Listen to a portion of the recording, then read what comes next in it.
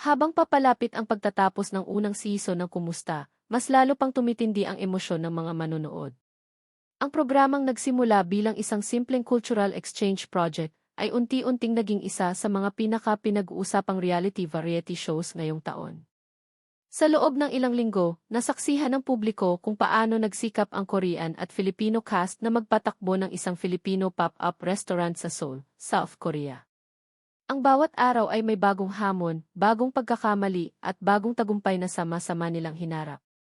Sa mga pinakabagong episodes, ramdam na ng buong grupo na unti-unti nang nalalapit ang pagtatapos ng kanilang paglalakbay. Habang mas nagiging maayos ang kanilang trabaho sa restaurant, mas nagiging malapit din ang samahan ng bawat isa.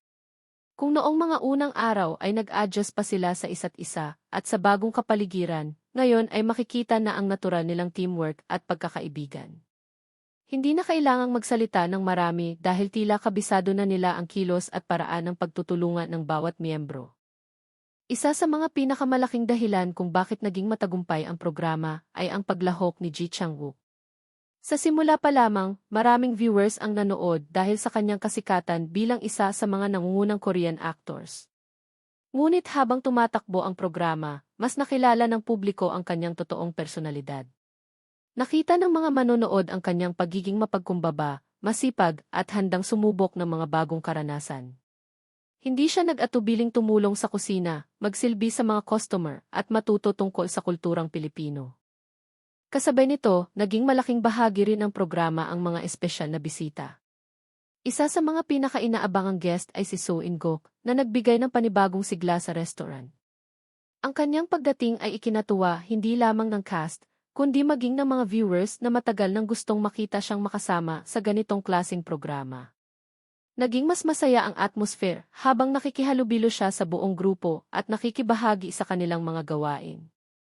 Habang papalapit ang finale, mas naging emosyonal ang bawat eksena. Hindi lamang dahil matatapos na ang operasyon ng restaurant, kundi dahil alam ng lahat na matatapos na rin ang araw-araw nilang pagsasama. Ang simpleng proyekto na nagsimula bilang isang eksperimento ay nauwi sa isang samahang nabuo sa pamamagitan ng pagtutulungan, respeto, at pag-unawa sa kultura ng isa't isa. Isa rin sa mga napansin ng maraming viewers ay ang malaking pagbabago ng buong cast. Mas naging kumpiyansa na sila sa pakikitungo sa mga customer at mas mabilis na nilang nalulutas ang mga problemang dumarating sa restaurant. Ang mga dating simpleng pagkakamali ay napalitan ng maayos na koordinasyon at mas organisadong trabaho. Ipinakita nito na ang tunay na layunin ng programa ay hindi lamang maghain ng masasarap na pagkain, kundi bumuo rin ng mga karanasang hindi madaling makalimutan. Patuloy ding tumataas ang interes ng publiko habang inilalabas ang mga teaser ng nalalabing episodes.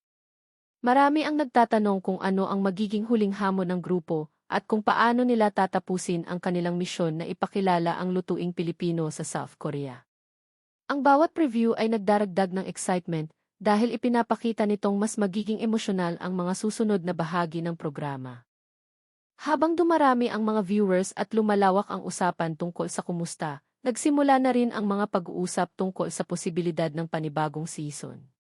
Maraming fans ang umaasang hindi rito matatapos ang proyekto at nais pa nilang makakita ng mas marami pang Korean at Filipino celebrities na magsasama sa mga susunod na yugto.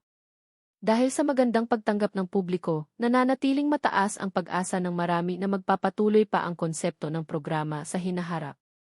Sa nalalapit na pagtatapos ng unang season, isang bagay ang malinaw na iniwan ng Kumusta sa mga manonood. Hindi lamang ito naging kwento tungkol sa pagpapatakbo ng isang restaurant. Naging kwento rin ito ng pagkakaibigan, pagtanggap sa iba't ibang kultura, at pagpapakita na sa pamamagitan ng pagkain at simpleng pakikisalamuha, maaaring mabuo ang koneksyon sa pagitan ng mga taong nagmula sa magkaibang bansa. Habang papalapit ang huling mga episode, mas lalo pang tumitindi ang pananabik ng mga fans kung paano magtatapos ang paglalakbay ng grupong nagbigay ng ngiti, inspirasyon, at maraming hindi malilimutang alaala.